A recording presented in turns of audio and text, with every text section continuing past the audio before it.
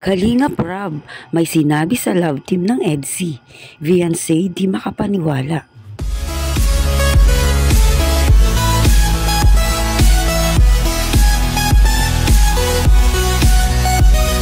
Kalingap Rob, may sinabi sa love team. Viansay di makapaniwala.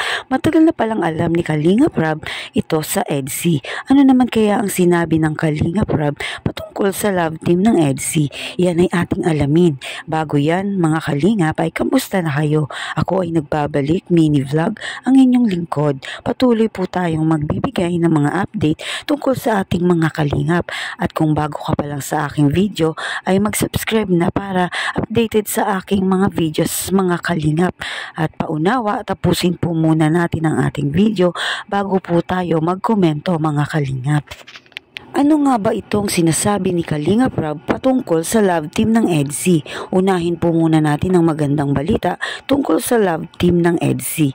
Ang good news, isa si Viansay sa napili ni Kalingap Rob na makasama sa Baguio sa pagdiriwang ng birthday ni Kuya Val, tatay ni Kalingap Rob. Marami palang activities ang gagawin dito ng Tambalang EDSI dahil ani ni Kalingap Rob magkakaroon daw ng serye ang EDSI dito sa nabagay na excited din daw si Viansay na malaman niya. Isa nga siya sa makakasama sa Baguio. Hindi naman nakakapagtaka na makakasama si Viansay at Edu sa Baguio dahil kung sakali ay pangalawa na itong pagpunta doon ni Viansay kung saan ay masaya talaga siya na nakarating doon ng unang isama ito doon sa Baguio ni Kalingap Rob nung nakaraang taon. Ang nakakatuwa ngayon ay babalik si Viansay doon sa Baguio, mas magiging memorable sa kanya ang kanyang pagpunta roon dahil meron na siyang ka-love team. Kaya mas inaabangan ito ng mga viewers ng mga Kalingap. Samantala, alamin natin sa sinasabi ni Kalingap Rob tungkol sa Tambalang EDSI ay matagal na nga itong alam bago pa ang mag-start ang love team ng EDSI Kalingap. Depende lang naman yan sa mga nakakaunawa sa sinasabi ni Kalingap Rob, pero kung ang ating pakikinggan, realidad lang naman ang sinasabi ni Kalingap Rob. Kaya nga sinabi ni Kalingap Rob ay depende sa sitwasyon at desisyon ng kung ito ba ay imposible o hindi, mga Kalingap. Ayon nga kay Kalingap Rob, mas malaki nga talaga ang potensyal ng mga may love team. Ngunit, hindi ibig sabihin na kung wala kang ka-love team ay wala ka ng potensyal na magkaroon ng mga malalaking opportunity. Mas malalaki nga lang ang opportunity ng mga may ka-love team.